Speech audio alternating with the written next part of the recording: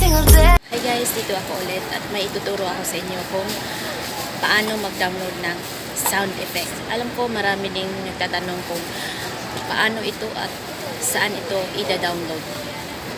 Tingnan natin kung saan natin makikita. See you there. Pupunta kayo sa inyong Google Chrome at i-click nyo. Pagkatapos, punta kayo sa desktop site at i-search natin ang YouTube AdSense. Pagkatapos, pindutin ang AdSense account. Antayin lang at makikita nyo may search in the box. Yan. Mag-search kayo ng sound effects na gusto nyo. Pindutin natin yan. At kung makikita nyo dito sa taas, dito, ayan na nga, tumatawa na siya. Ito, pipindutin natin yan at long press at pindutin ang copy. At bumalik kayo sa inyong Google account and i-search ang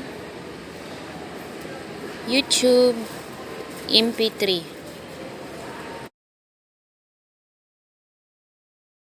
Makikita nyo meron nakalagay dyan. You can now download YouTube videos as MP3 files with HD audio quality. Pindutin nyo yung YouTube to MP3 converter.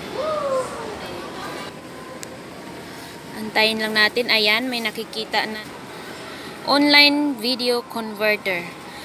At dito makikita sa blank na yan, may sinasabi siya na paste link here. I-paste natin yung nilong press natin yung kanina doon sa YouTube AdSense. Tingnan natin dito sa baba. Dito sa baba, tingnan natin to. May lumabas na MP3 tsaka MP4. Dito tayo sa MP3. Pindot natin yan MP3 at start.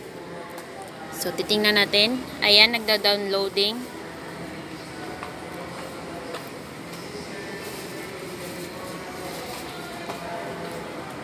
Tayo lang natin. Dito makikita nyo yung download complete.